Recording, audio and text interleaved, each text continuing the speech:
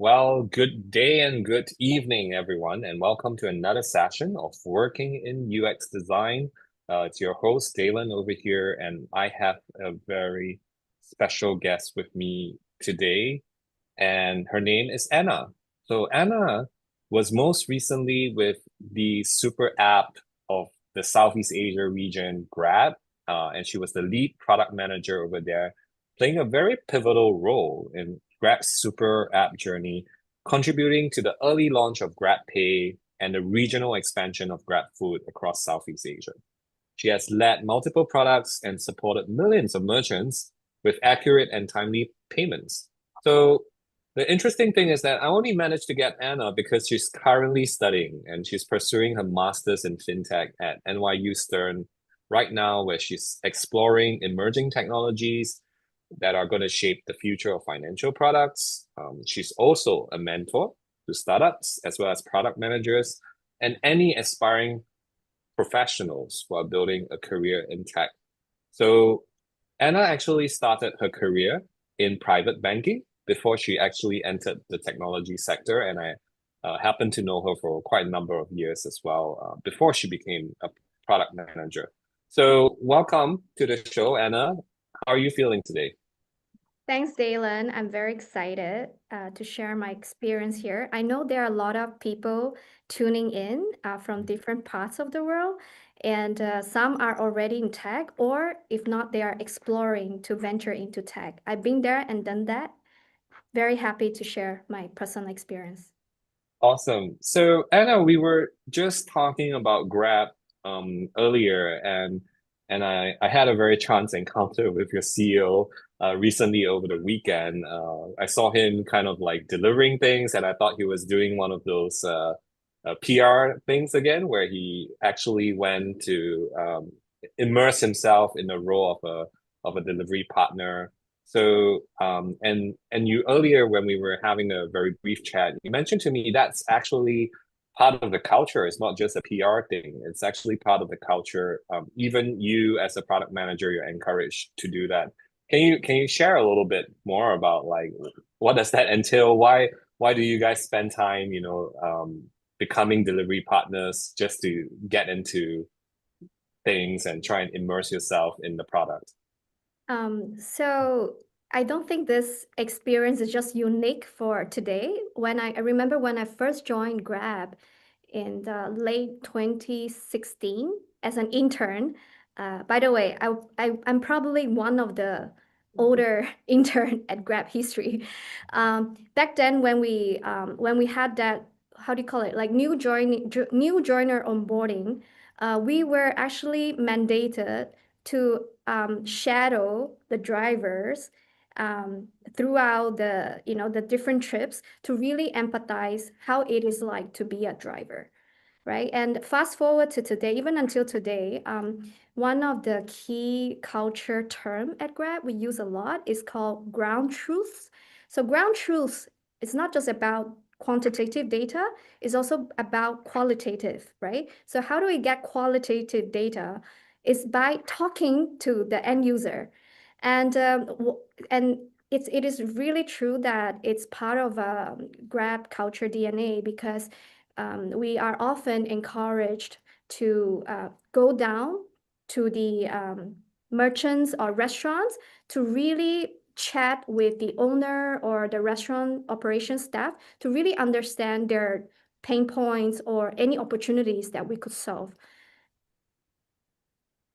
I think that's such an excellent practice and excellent culture movement within the company itself. Is it a requirement? Is there like a certain KPI, like for example, you have to speak to five merchants every month or something like that? Is there like a hard requirement to No, meet? there is not a hard requirement. It's just part of the culture, right? So, but having said that, though, because based in Singapore, probably is easier because we do interact with drivers or like a merchant user quite easily. But when we do make a business trip, for example, where Grab operates around 8 countries in the market, um, typically we will have a very proper planning, like we call it the user research trip planning, where we want to maximize that entire business trip where we will schedule like back-to-back interviews with our end users in their original like work setting. For example, if the merchant is working, we would just go there and observe how they what's their user flow is like. And then later on, we could sit down and have similar to this like one-on-one interview process by like bouncing off some ideas like how the team could actually identify better ways to improve their workflow. Wow. And you're doing that as a product manager. I mean, as a product manager, I would imagine you're sitting in the office, you're kind of like strategizing and maybe like handling your business stakeholders, but you yourself, you're actually going out there together with the user research team to do all of these things. And how do you think that impacts the way you think about products or build products just because you're doing that? Actually, yes, product manager typically will lead that immersion sort of field trip. But what is interesting is that I often bring along a lot of stakeholders with me, cross-functionally, including designers, engineers, quality assurance, even technical project manager. Sometimes business operations people also tag along because these colleagues typically don't have that exposure with the end users. So this not just only benefit the product manager in terms of strategizing but it also empowers the team to really execute based on the real problem. So I would say that the impact is immense because sometimes when you are sitting at the air conditioned kind of environment, you wouldn't understand how it is like for let's say a hawker, like a owner who might be very busy when they are doing the cooking and dealing with customers. Like sometimes we would assume that they would be sticking to the app all the time, and that is may not be true. So only when you go and observe, then you would understand that, oh, actually, these merchant owners have their peak hours and non-peak hours, right? And then that's how you start to really design the experience around their day, like a day in the life of a hawker owner, for Mm. example. Yeah, so Yeah. I would say the impact is that we can validate a lot of our hypothesis in a quick second without Mm, like really second guessing. Because sometimes data won't inform you that much, but by having that mm, face-to-face interaction, there are a lot of nuances that we could unpack. mm. Yeah, so Anna, really appreciate that you're sharing that. And I'm also a big advocate of user research, especially not just using one method, which is user interviews, the most common method, but actually going down and observing how people use your products or not use your products and actually asking them questions as well. And you've been in grad for about 9 years, right? That's a really long time in any career that I've seen, and you've been with them since the very, very early days. Can you comment a little bit about how product development has evolved over the years at Grab, like from being like a more small and small startup, right? Going into a scale up and then now going into a listed company. Yeah, can you just comment on that? Hmm. I would like to sort of break down the phases by different stages. One is from 0 to 1. The second one would be from scale from 1 to 1 million. And then the third one is probably like now with the AI, like what's gonna look like. So when I first joined, I think Grab was like pre-IPO. It was really growing very fast. I still remember like it was very scrappy and but velocity was actually the key back then because at that point all we care was to really quickly dominate the market share. So we were working in a very small team but in a super chaotic kind of environment um, where like velocity and speed was really, really crucial. So, and another thing that I wanted to remind is that back then there were no work from home concept. So, back in those days, working in the office 5 days a week or more, you're required to really work super closely with your designers or engineers, user researchers, and everyone, right? So I was actually one of the like early members of GrabPay team, where we were trying to launch the QR code payment and peer-to-peer transfer. Back then, I think the idea was really, really innovative, right? Only China was really leading, like from WeChat Pay or Alipay, but Grab was the first one to launch this kind of technology in the market. So yeah, so I think back then it was just really things moved really fast and in a very, very hyper growth as well as hyper localized. Um, and later, from 2021, um, upon Grab got publicly listed on Nasdaq in the US, the company size has obviously has grew, but it did not just grew in terms of user base or market share, but also the business vertical. So at the start, we were really focused on like ride hailing, and then later on expanded to Grab Food, Grab Mart, and then Grab Express, and also Grab Financial Services. And now there's also like this digital bank GXS. So when Grab got listed, there were so many business verticals, right? So the scale is definitely different. Like I think it's probably I was employee 1,600.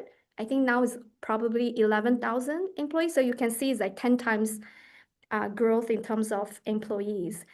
So post-listed, I would say that things are more formal and there are more departments and that we need to need to work closely with. So cross team alignment becomes a very, very important skill set, right? So one thing is that after Grab when listed, there was this change of ways of working. Before IPO, things were more, I would say, uh, velocity was the key. So the way that we execute things was actually based on quality business review, in short, QBR. But what Grab has transformed in terms of product management is that we started to apply this concept called empower team. Not sure if the audience have ever heard of. So it's this term that there's actually a book about it written by the author Marty Kagan. So empower team basically is that the team is actually empowered to conduct the discovery, problem identification, and do all the solutioning, right? So in that sense, how it worked is that every PM at Grab, we own a problem space. So there are PMs that are, for example, focusing on customer experience for transport. And there's also another PM probably focusing on user trust. And for myself, I focus on post-transaction management, meaning that everything that covers merchant, finance, payouts, refunds fall under kind of like my purview, right? So I will lead a cross-functional team of maybe around 20 people from designers, front-end engineer, back-end engineer, QA, business operations to really collectively to have a shared goal. Like what are the goals we want to address in terms of this problem space, right? And then the whole team will actually ideate together. And it's in a way, it's very autonomous because it's no longer like we don't follow the waterfall process anymore where, okay, product manager need to finish the specs and then hand it over to design. No, like the entire team will work concurrently because we are very clear on the objectives on the problem, but different members could have different ways of solving, like coming up with ideas, so then we would discuss and prioritize together. So that's how it has evolved. um, and before my sabbatical, we also started to have like generative AI sprint, like which lasts for 1 month or 2 months. And that's actually a period where the team could experiment. Like we were like how to call it? It's like a boot camp, and then all the business as usual work will be sort of halted. And then we just focus on this experimentation using AI to see how we can either automate certain processes or elevate the user experience. Yeah, thank you for sort of like giving us a journey of how you joined very early on and then sort of like seeing how the product process has become more formal over the years as well. Knowing that the employee headcount has increased. But I found something really interesting as you were describing this is that every single product manager own a problem space and own um, whatever revolves around that problem space, which I find interesting. It's almost like you're running your own startup. Given a very small team, you're running your own startup.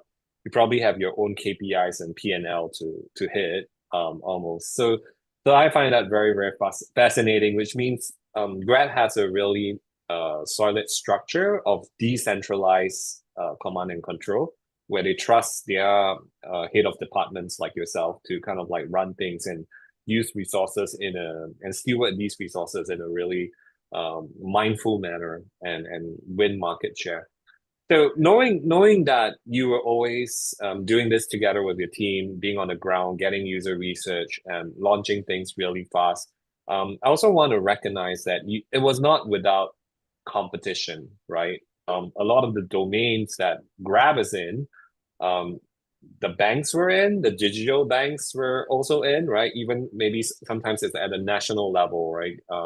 I don't know, was Payla implemented before you guys or after, but knowing there were, competitors, there were alternatives, there were substitutes in these markets that you were expanding to. How do you how do you sort of lead your team, right? How do you lead your team to win in these markets? Because you've done that a couple of times, right? Not just 0 to 1 once, but not just for GradPay, but a couple of times. So I'd like you to describe your thinking around that. Um, okay, so I just share my own real person experience.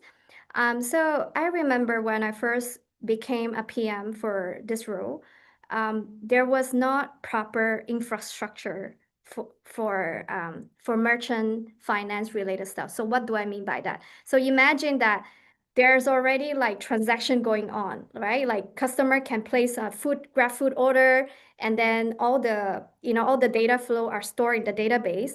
But there was a problem because um, those data were just sitting in the backend system. And you can imagine that um, for merchant, what they care is timely and accurate payment, right? So when there's a dispute, they will contact Grab customer support, but there's no way for us to verify. Like when I say there's no way, is that the people who are in the front line, working the front line, addressing customers' concern, they are not able to like solve their problems. So what would happen? There were like tons of escalation and complaints. There are escalated to the engineers, and they have to like really work in wee hours to really go to the backend database to figure out. So I remember I spent hours or if not days and nights trying to like really help the merchant to reconcile on the back end, right? So it was a very humbling experience because of that pain point. Then I realized that, it's really about being a good product manager is about problem solving. So then we just quickly roll up our sleeve. So like in tech, we usually come up with short-term solution and long-term, like a proper solution.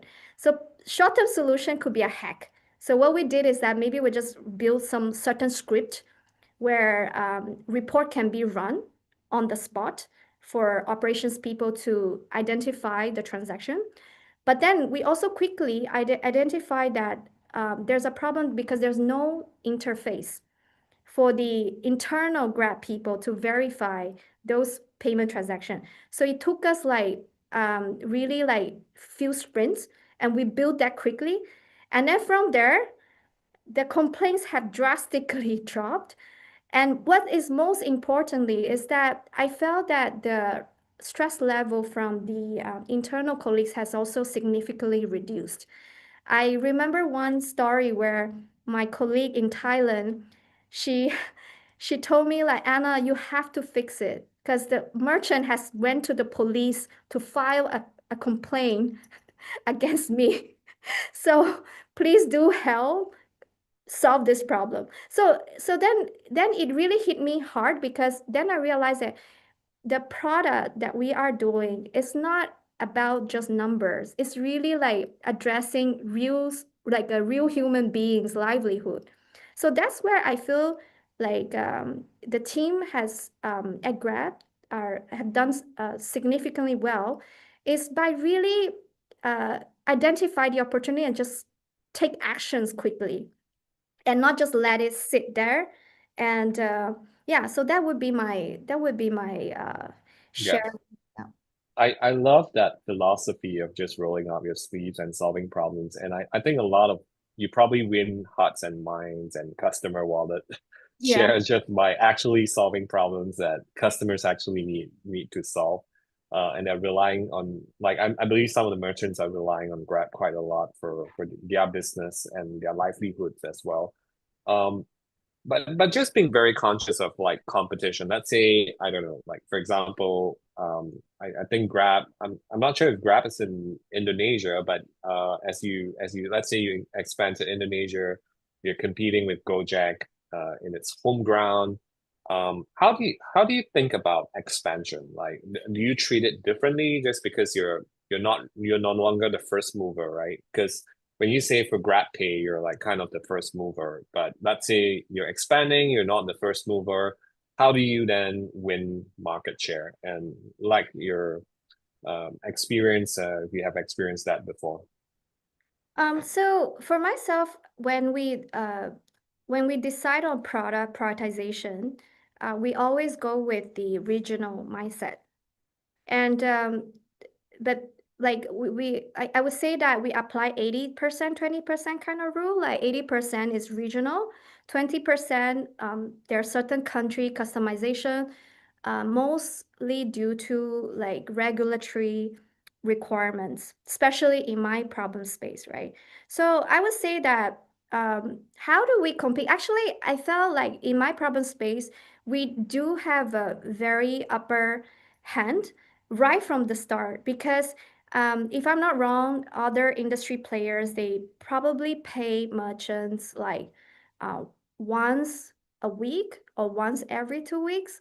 But in our case, we settle the merchant payment every day, right? So I would say that in order to compete, it's not about being reactive, it's also about being proactive. And before you execute your plan, need to think like 2 or 3 steps ahead, right?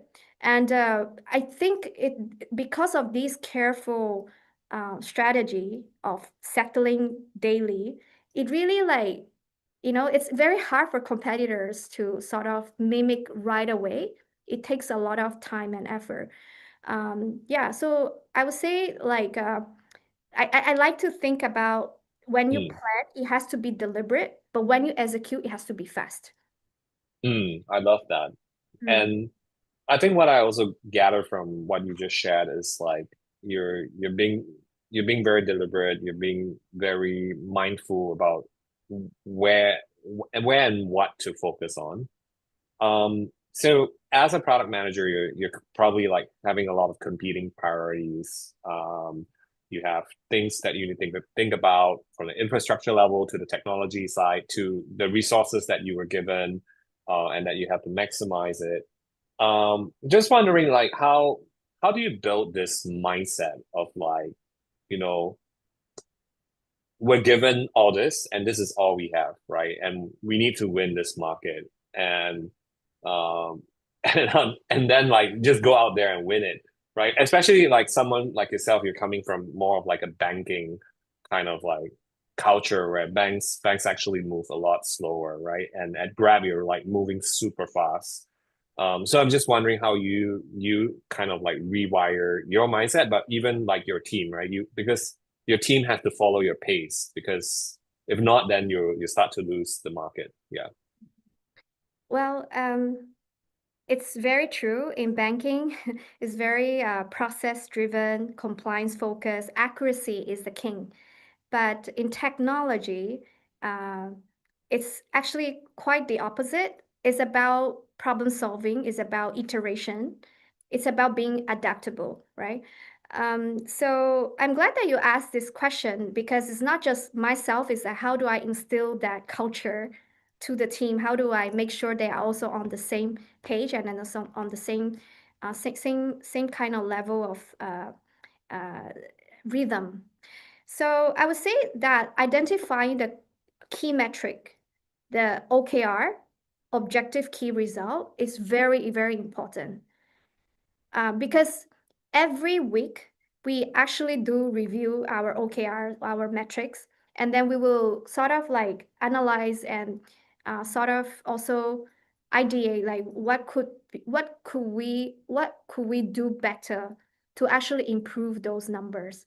And OKR metrics, there's like quantitative but also qualitative, right? Quantitative could be financial related or could be like just adoption, but qualitative is also looking at NPS, like Net Promoter Score, to ensure that your users are actually engaging with your features and what's their qualitative feedback, right?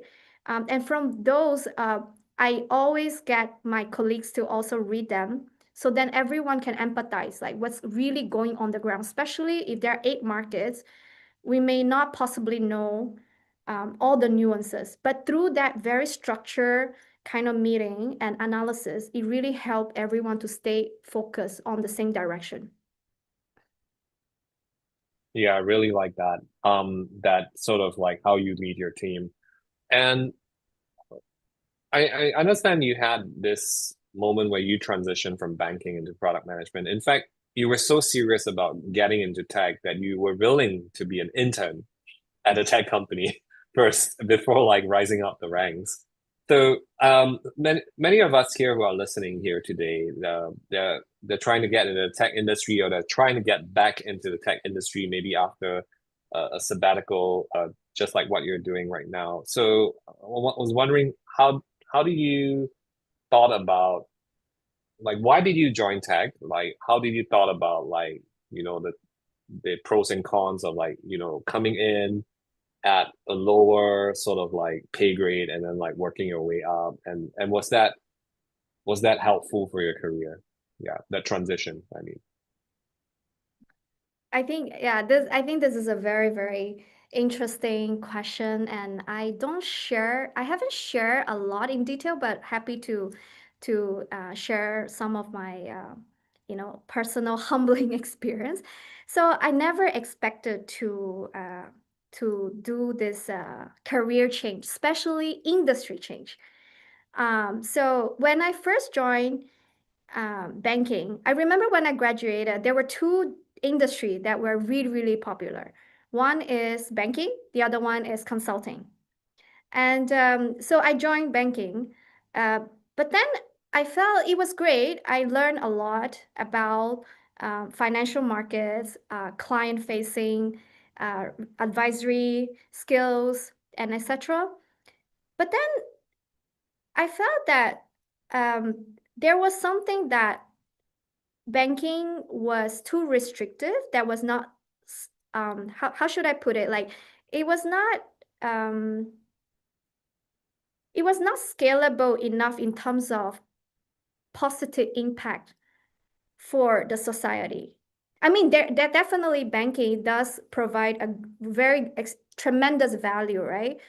In the society. But when I say that is that um, I felt that technology was actually more empowering in that sense because sometimes you see like let's say like a older person on the street, and if you kind of like use technology can actually enable a lot to really help this elder person in terms of like for example assisting their like their communication. For example, my dad, when he travels, there's Google Translate, right? So I just recognize that actually, if I could combine traditional finance and technology, that would be really awesome because that means that this all this financial accessibility could be democratized to like moms and pops, not just for the wealthy segment. And I was actually highly inspired by Steve Jobs on the design thinking mindset. And technology is not just about accessibility and being scalable, but also need to look like, it also need to be very human, right? Like down to the level of where 3 years old or like 80 years old grandparents can also use it. So I follow my curiosity. I back then like this design thinking IDEO school was so new, and I was just constantly searching on internet, and that's how it led me to my master's degree in digital innovation. And very coincidentally, I was sharing this aspiration where I really wanted to, break into tech. And just one fun fact, when Headhunters was trying to introduce roles to me, it was all based on my previous role, exactly the same, just different company. And I remember I gave them, I would just say this statement to the headhunter.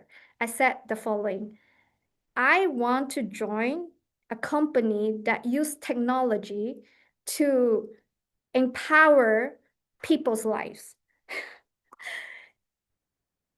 And the headhunter was really, really, it was like there was this moment of silence because because obviously the headhunter didn't know how to react. And then their typical response would be like, I'm so sorry, but we don't have this kind of profile in our database. And it's really interesting because this exact statement was aligned with my value and still aligned with my value today. That manifested my first like job opportunity working for Grab like a year later. And so the stars align, and that's how, everything else is history. So what I want Yeah. to encourage the audience here is that um, when you are in transition, whether voluntarily or involuntarily, it is important to remind yourself and ourselves that this is the best moment to reflect about who you are, self-awareness, your strengths, your values, and and then also knowing your direction. Because direction sometimes is actually far more important than your effort. If you know where you're going, you know, I think there will be a lot of um, how do you call it, manifestation going on that will support you to reach your Mm. destination. And yeah, so that's Yeah. it took a while to explain, but that's how it really Mm. happened. So when I was talking to one of my mentors about my aspiration, she was actually one of the early members at Grab, and she opened the doors and asked me, Anna, do you want to come here just to, experience yourself as an intern while you are taking your master's? And I said yes. I think that's such a interesting and inspiring story to tell because a lot of people who are in banking, they're chasing the dollars, isn't it? They're chasing the money because it's a very well-paid profession, right? I was in financial services myself. The fact that you're willing to sacrifice that for Mhm. a while to actually find something that really aligns with your values and then like work on it and then actually see the results of it over the years, having a such a big payout, having a completely different portfolio right now as a product manager. I think many of us who are product managers here to or were product managers like myself we're learning on the job, right? So we sort of didn't went to school or anything like that. So really, really inspiring of you to share that. If if you were to, well, right now you're doing a sabbatical, right? So at some point, once you finish your master's, you're gonna kind of like go back and go to your next role. Finance is also changing a lot. It's being shaped by really new technologies like Gen AI. It's being shaped by new ways of working as well, like the blockchain and stuff like that, which I believe you're studying in your program. So knowing that you're doing a FinTech program right now with NYU and knowing that at some point your return, what's kind of the next role you're seeing yourself go into? I think it's sort of like Grab has brought you so many beautiful experiences. So I was just kind of curious about that. What's your next role? Actually, I'm really at the moment, I'm super immersing myself in my studies. There's so much to absorb right now. And think this is actually, I'm also giving myself time to take some step back. So there's this famous term, right? You need to step back in order to jump higher. So I also want to like the reason why I'm pursuing this master's is because I've spent a lot of years in like focusing on Southeast Asia. So I thought by going to New York, studying in at Stern on FinTech, it just gives me a bit more comprehensive global view and what's going on from other parts of the world in the fintech space. And so my short-term milestone is to ensure that I really fully go deep in my studies and hopefully through my research on the fintech space, it would kind of like sort of give me some idea like where else I can contribute in my next journey. All right, so it's kind of like still up in the air and very, very open Mm. right now. But one, Um, sorry, but yeah, go on. one thing for sure is that um, it's definitely still very relevant to what I enjoy doing, like problem solving, Mm, cross-team collaboration.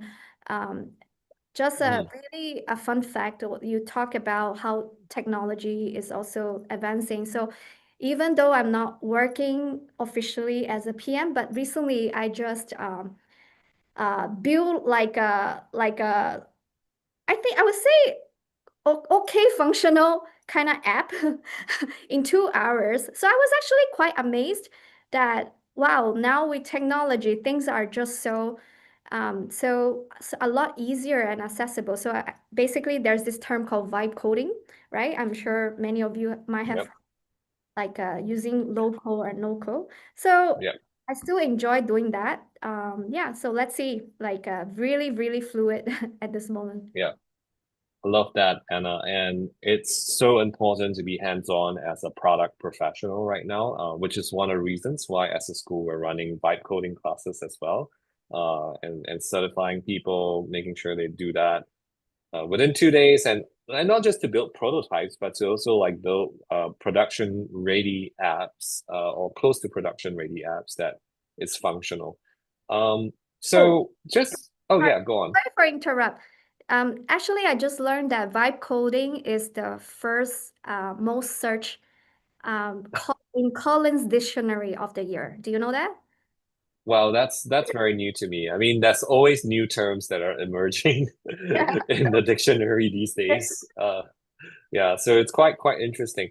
Yeah, so knowing that you have actually done some of that back at Grab, and you're doing vibe coding yourself right now, what do you think? Like you've been the lead product manager, right? So that's kind of quite a senior role. How do you think product managers should evolve moving forward, right? With all these advancements in technology, what would make them continue to be relevant? So I think with the technology advancement, especially now with AI, that it's really evolving in a record speed. Think product manager role. Um, I would say that there are few areas that things will be expected to. in terms of like how do you call it, the process of the job scope will be a lot compressed. For example, uh, few areas, user research, analysis. Um, for the if you conduct user research together with a designer, for example, you still need that human to human connection. But when it comes to taking meeting notes, for example, we used to really type, right? Now we can transcribe using voice, like a speech to text, right? Or text to speech. So that part of the scope would be very compressed, and also analyzing and summarizing the findings, right? So that part will be one of the example. Then second would be also product specking. So when I was vibe coding, I actually I was just giving very specific context to the AI tool, right? And then, so for product specking, I think it becomes like the PM will spend less really writing, but more time doing the evaluation and judgment work and fine tuning the prompt. So judgment skills would need to be elevated, right? And third one is that also for cross team collaboration, I would say that we still require, you still need to like really work well cross functionally. But the difference is that you will no longer just work with like people's work. You will need to judge their work that they use AI to produce. So that goes back to your taste and judgment, right? Like when you're working, for example, with a designer, and you need to have a very good discernment what is a good design or a bad design, or even for engineer, right? Like what is scalable, what is not scalable. So yeah, so I would say that the role will still remain, but then just that the I would say that the different cross functional skills will be more blended. So recently, I saw a LinkedIn post saying that if you if you have a specific domain that you're very good at, but then if you branch it out, for example, you are very strong in marketing, go-to-market strategy, it will make you even a stronger PM because now with AI, everyone's skills can be in the same level playing field because it's so accessible and so democratized, right? So then if you have an edge being a good marketer, you will become even a stronger PM. Similarly, for a designer who knows how to code, the quality of the product would be even higher. So I would say that timing wise, it would be more compressed. Things that used to takes months and weeks now is in terms of days and hours, right? But again, the judgment and the taste skills would be super critical Mm. with this transition. Yeah. Well, thank you for the insights on that, and I fully am aligned with you based on the client projects that we've been tasked to undertake this year, helping product teams to transition. And I was just wondering, you earlier you were saying something about go to market. When you were at Grab, did you had to do go to market, or was that like a different function? Yeah. We have dedicated product marketing manager that we work with, but now with Empower team, sometimes we may or may not have a dedicated marketing manager working alongside. But being a PM is super important to understand go to market in terms of market sizing opportunity and the target segment. Because if we don't design that early on, then like your all the user journey or hypothesis might not be tailored to the right specific audience that we meant to solve for. Mm. Yeah, so I find it really interesting that you were learning on the job and you have this sort of way of building that I feel very aligned with as well. And we're very lucky to have GX Bank and GXS Bank as our clients for training. But just wondering, like, did you learn all this while being on the job, or were you like reading? And if you're reading, or listening to podcasts, like, is there any specific recommendations? Yeah. So both. So I was actually, like I mentioned earlier, that I was in when I started at Grab, I was also doing a master. So this is, by the way, this is my second master. So I was doing my first master in digital innovation. So I was actually learning from that master's, but at the same time, I read a lot of books around design thinking, lean startup, agile. So it's a very cross-disciplinary kind of knowledge gathering process. But most importantly, I was very hands-on when it comes to experimentation. I still remember when I was just starting at Grab, I learned how to prototype a chatbot. That was back in that day, chatbot was not a thing. So I actually built a prototype together with some colleagues and I sent it to the customer support team manager. And then it was quite innovative back then. So I would encourage that now with AI and vibe coding, if you have identified any great ideas and you think your solution can really solve the problem, just by all means, just leverage that and just talk to the stakeholder and get feedback and then iterate. That's how I learn. It's really both off off the job training and on the job training. Yeah, I really like that. And there is a question from the audience. I believe it's someone from Myanmar, and she's asking that her product manager refuses to set metrics for the product that they're working on. And his excuse is that it's very hard to set metrics and business goals and vision since it's always changing. So she's kind of frustrated. I believe she's working in the product team. She's a little bit frustrated. Like, do you have any advice for product managers who don't really have clear objectives or vision? How would you advise them to set like very clear success metrics for their products? Uh, may I just clarify what's the role of this person who raised this? Yeah. So Mingye, you could share, like, are you a designer? Okay, she's a designer. Yeah.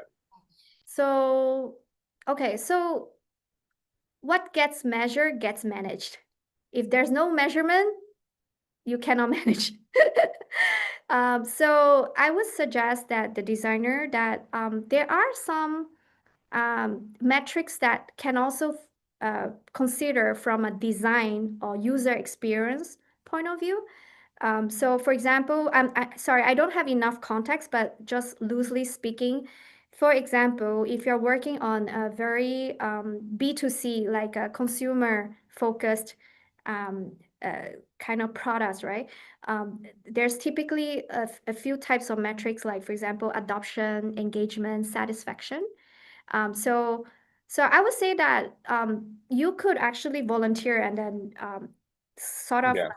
identify the areas of measurement, but just focus on one that is very key. Usually, from what I like to do personally, I like to tie the metrics to uh, organization, financial kind of performance. So, in simple terms, either you help the company make money or save money, right? So it could be user growth as well, because user growth could translate to business performance. So I would typically prefer to use that like a financial metric as the most important primary metric. Then you can have secondary metric, which is more like potentially about user satisfaction. So user satisfaction depends on whether you have certain things in the, like 5-star review, that kind of thing, or some like a free text description. That could be something you might want to consider. But don't wait. Mm. You could drive that as a designer, I would say. Well, that's really great advice. And I also noticed the same thing because we train both product designers and product managers in our training institute. And sometimes we realize that product managers, they are a little bit more junior or they're a little bit more underprepared for their role. So I'm with alignment with Anna on like don't wait, just like identify the metrics, knowing that you're building resident apps for commercial estates or like job portals for HR. Like user growth is like a really great metric. Another great metric is like how many things have they completed in the app. So like if let's say they're a resident, they're using the app, like are they checking the news? Are they checking the notifications? Are they checking their inbox? So all these things like the user activity can actually be measured. And if it's being used, then it's good. If it's not, then you Yeah. know your app function and job to be done is kind of like not matching, not matching right there, right? Or people are not feeling like they can solve the problem. Yeah. I would just like to, So sorry. go on, go on. Yeah. I'd just like to add on, maybe for use a designer, because I know you guys are very visual, is that just map out the entire end-to-end user journey and then build, work with, if you do have a data analyst, work on a funnel, right? Because usually the first is like open the app, log in, and then down to completion of a task, like what Daylon said, right? I think hopefully that will help you. Like when you run your meetings, you will have that data live week by week, so you know where you should put more effort or prioritization towards that entire user Yeah. journey.